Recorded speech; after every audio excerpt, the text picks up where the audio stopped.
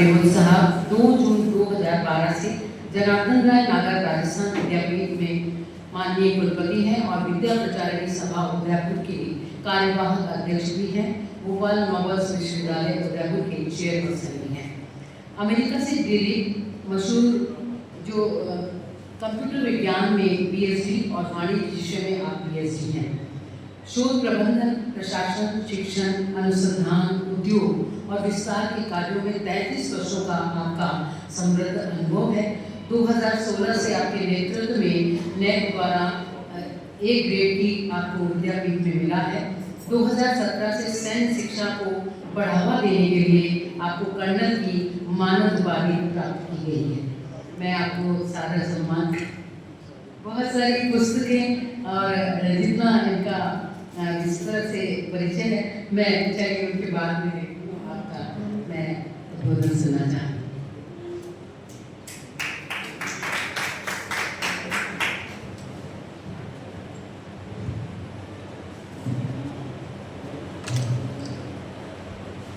सबसे पहले मैं विलंब से आने के लिए क्षमा याचना करता हूँ,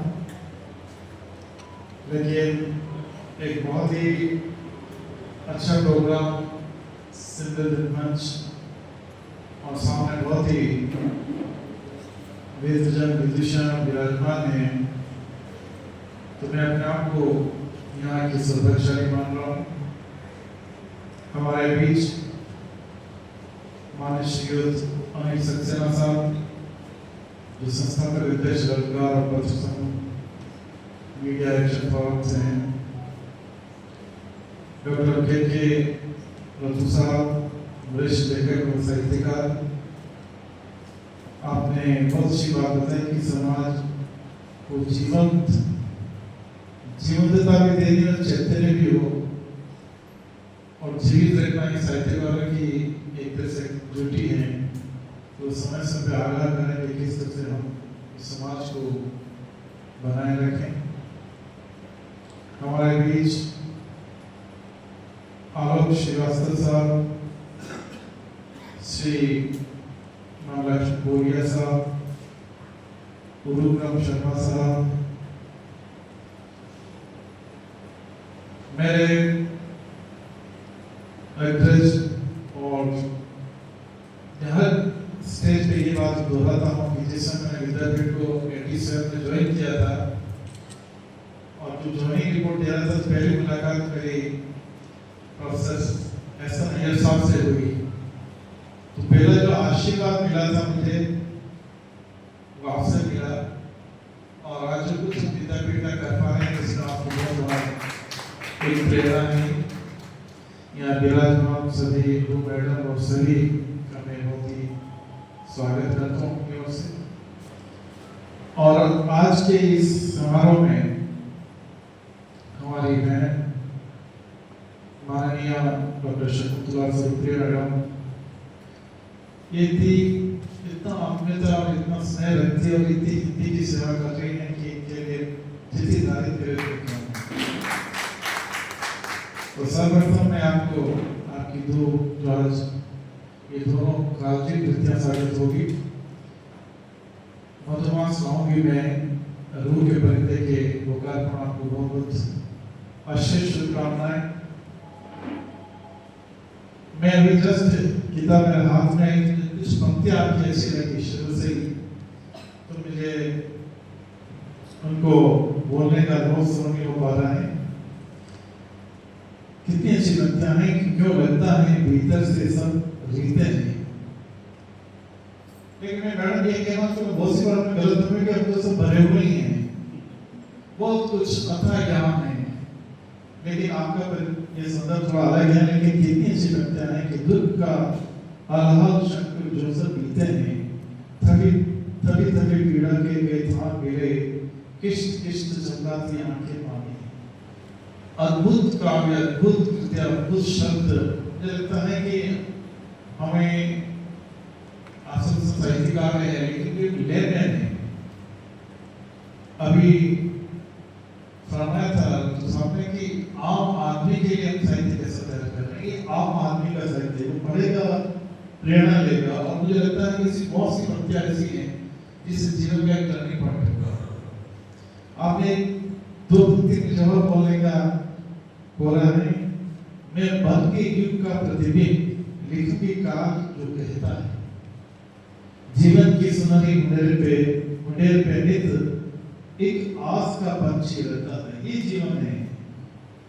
वो निराशा आशा में किस तरह से अपने आप को बना रहे हैं और आगे बढ़े। हमारे मनुष्य पंडित नागर साहब भी कहते थे कितने निराशा हो, लेकिन हम किस तरह से आगे बढ़े ये बहुत जरूरी है। आप सभी अब लंच का समय भी हो गया है और साहित्यकारों के बारे में जब आप इतनी बात कर चुके हैं, मैं 2-4 मिनट अपनी बात जरूर कहना चाहूँगा। जहाँ तक एक तो मैं बात जरूर कहूँगा कि एक बहुत ही वर्दी पिता की बहुत एक वर्दी सुपुत्री मैडम है, जो वास्तव में चूंकि मेरी एक पुत्री है और पुत्री में कोई फर्क नहीं होता है, तो आज के इस युग में जितना पिता के लिए परिवार के लिए मेरा मानना है कि पूजा करते हैं पुत्र से पीछे रहते हैं। तो जो कुछ आप कर रहे हैं बहुत अद्भुत कर रहे हैं। जहां तक हम आधुनिक दौर की बात करें तो हिंदी में जो कुछ हो रहा है, जो तेजी से बदलते सामाजिक और जो तकनीक और सांस्कृतिक परिदृश्य बदल रहे हैं, मुझे लगता है कि हिंदी उसमें अपने आप को डालती जा रही है, उसमें समाहित होती जा रही है और उसमें जो एक वैश्विक जुड़ाव बन रहा है। तो डिजिटल संचार की बात करें, नए शब्दावली का जो वर्ड्स आ रहे हैं उनका समावेश होते जा रहा है। तो आज देखें कि बहुत सी विषय वस्तु भी विविधता को उसमें रखते जा रही है और ऐसे में मेरा ये सोचना है कि आज हिंदी के परिप्रेक्ष्य में बात करें तो बहुत नए ऐसे विषय आ गए हैं जिस हम चर्चा करते हैं।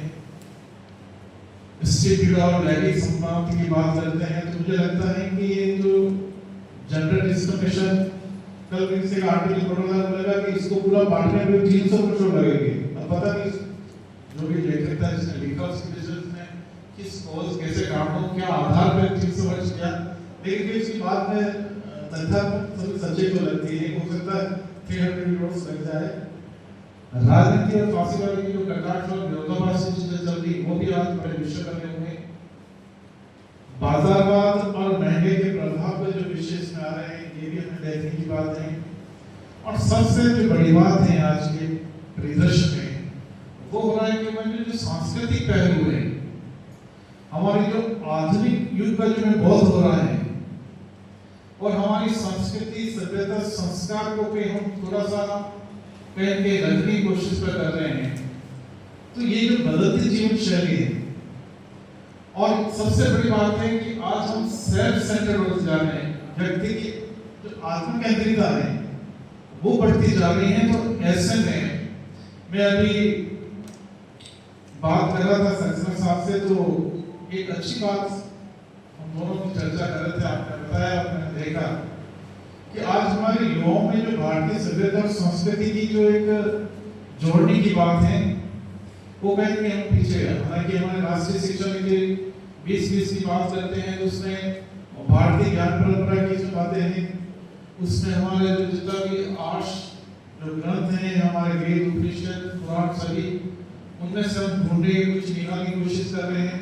हमारे जितने भी हमारे प्राचीन जो वैज्ञानिक रहे हैं, चाहे वो सुश्रुत हो या आप कालिदास ने साहित्य की बात करें, किसी भी बात करें, हम चाणक्य की बात करें, हमारा ऐसा है कि उनको कहीं कहीं भूल चुके हैं। ये सब हम करने की कोशिश कर रहे हैं लेकिन हम बिल्कुल सफल नहीं हो पा रहे हैं क्योंकि विद्यार्थी उसको आत्मसात नहीं कर रहे, कोर्स कंटेंट्स की तरफ बढ़ रहे हैं। और जब तक कोई चीज हम आत्मसात और अपने आप को जीवन में समावेश करने की कोशिश नहीं करेंगे, जीवन का हिस्सा नहीं बनाएंगे, तो मुझे लगता है कि हम कहीं भी अधूरी शिक्षा दे रहे हैं। तो ऐसे में एक सुंदर विषय भी है कि आज की सरकार ये चाह रही है कि हमारे जितनी भी जो एकेडमिक्स है, साहित्य अकादमी जितनी भी अकादमियां हैं, वो सभी एकेडमी क्या कर रहे हैं कि हमारे सभी जो जो साहित्य में जो आंदोलन चलाने की का बात करें या साहित्य को आगे परिष्कृत करने की बात करें, उसको सपोर्ट की बात करें, उसमें लाने के लिए कह रहे हैं, तो ये एक अच्छी शुरुआत है।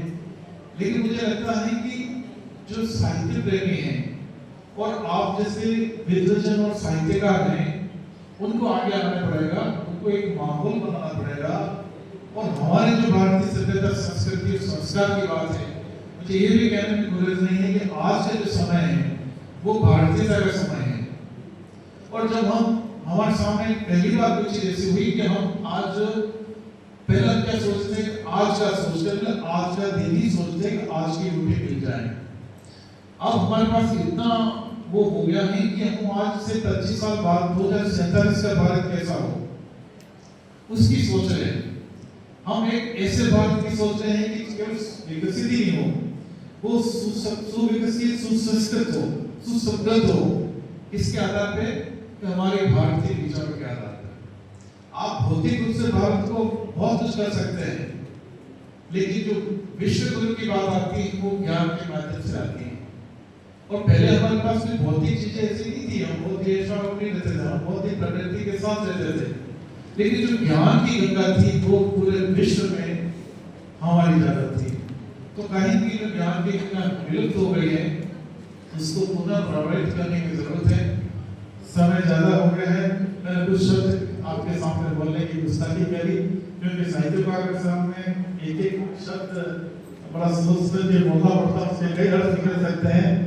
तो मैं इन्हीं भावों के साथ मैडम सतपुरा जी का बहुत ही आभार व्यक्त करता हूँ।